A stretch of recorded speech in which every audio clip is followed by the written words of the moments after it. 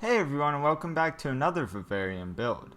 This is the vivarium from parts 2B and 3B of the vertical vivarium conversion mini-series. With that said, it's time to scape and set up this vivarium. Initially, you can probably see the difference in how I made this conversion. I decided to omit the handles and attach some acrylic hinges rather than the screw-on hinges. This made an overall cleaner look and it was easy to make. Like always, let's begin with the false bottom. As you can see, I've removed the drain pipe from the easy drainable false bottom demonstration. I never intended on using it for this vivarium, but I did create a standard Leica false bottom so that you could see how different false bottoms look and function side by side. After getting a nice layer of Leica in the bottom of the setup, I topped it off with some charcoal fiberglass window screen as I usually do. Next, I'm adding some lumpwood charcoal.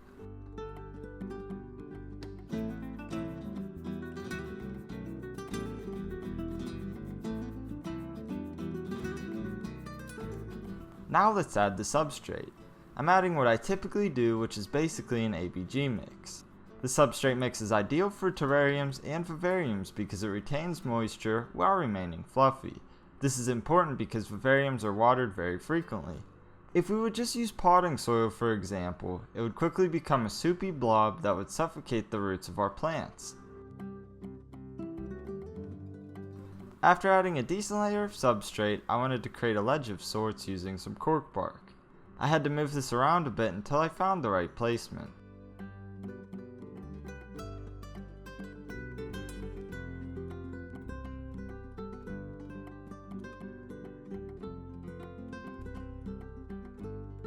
Once the placement was good, I filled the void with some additional substrate.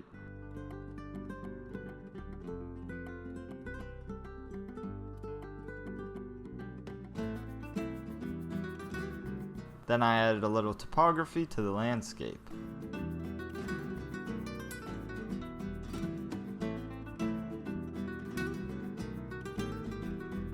When using a cocoa fiber background like this one, it goes without saying that the intent is to get plants to grow onto it. This isn't difficult, but in most cases you will have to encourage plants to do so, at least initially. The best way to go about doing this is by pinning your plants to the background. There are various materials that you could use to do this, but lately I've been using these plastic coated paper clips. They are extremely cheap and I have a lot of them.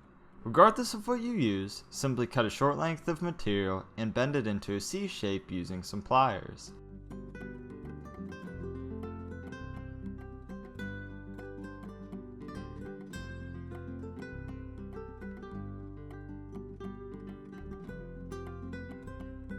I will be pinning 3 variations of Ficus pumila on the background.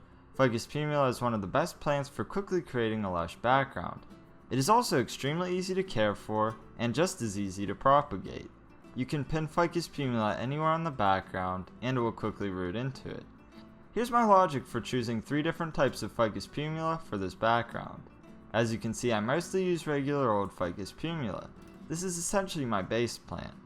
Then I added a few sections of variegated Ficus pumila. This will add contrast in color and a little contrast in texture since the leaves are slightly different.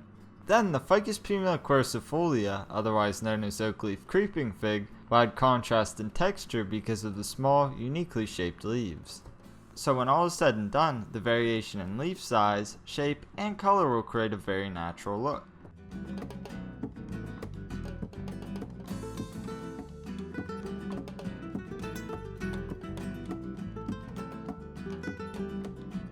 Now I wanted to add an additional hardscape element. I wanted to make it look like these were trees that fell on top of each other, so I had to get the cork bark to lay just right. Once I was set on the placement, I wanted to create more of an opening on the top of the bark.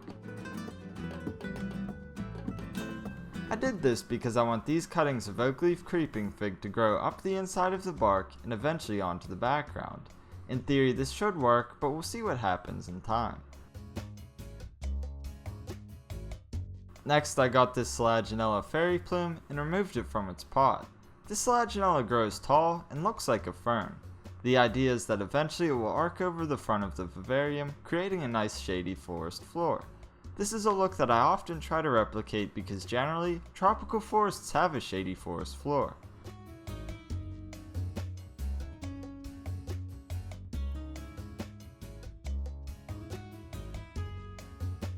Once I liked the placement of this plant, it was time to add another one. Initially I wanted to use this Begonia Rex, but I decided to use it for a different enclosure. Instead I used this Photonia red vein. The reason is that it will grow much taller than the begonia, and I could divide it out. With the other segment of this plant, I put it in the midground on the left in front of the bark.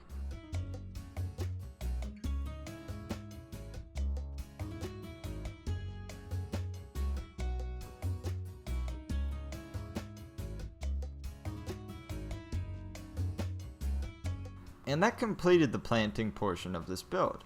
Chances are that I will add, subtract, or substitute plants at some point, but for the time being, I like how this looks. Now I'm going to add some patches of moss. I began by dropping in this generous patch of live sphagnum moss, and then a few patches of liverwort.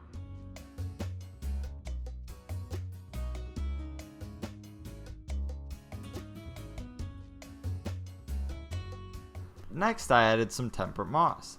I find that it's better to plant your moss in small patches as opposed to a single large section.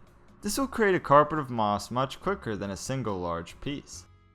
Then I added a few more pieces of cork bark and some more sphagnum moss. I think it's really important to place and remove things several times until you've found something that works for you. At the same time, don't overthink it. Sometimes you can spend hours trying to place something, yet nothing actually gets accomplished. Taking a step back and revisiting your project with a clear head also has some advantages. Next I'm adding some Java moss. I like to break it up in as small pieces as possible. This promotes faster and more dense growth like before. It's important to periodically spray this moss as you put it in the enclosure so that it doesn't dry out. I put some strands of this on the background as well, which you will see later on in the video.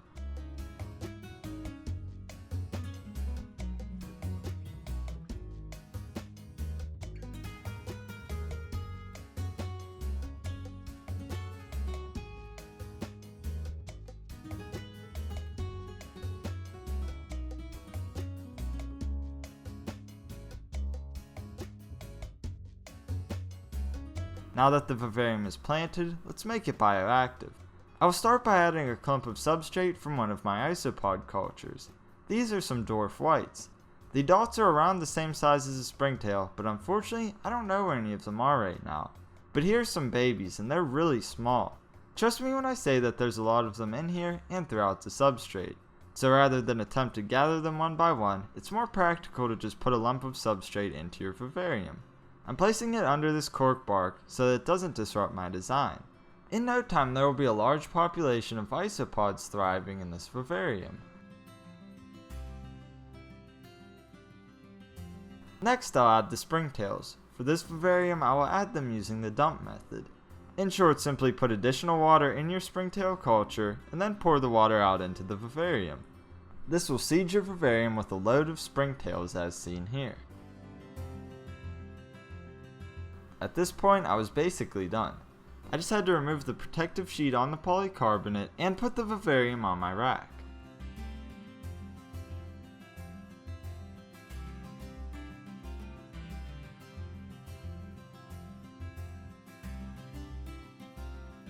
Later on I remembered that I should have included some duckweed.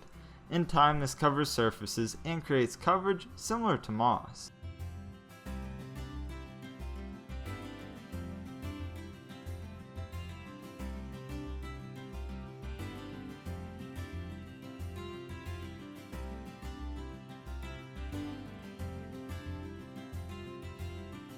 Finally, I added a few seeds to a plant that I've been wanting to try for a little while. What that is, you have to wait and see.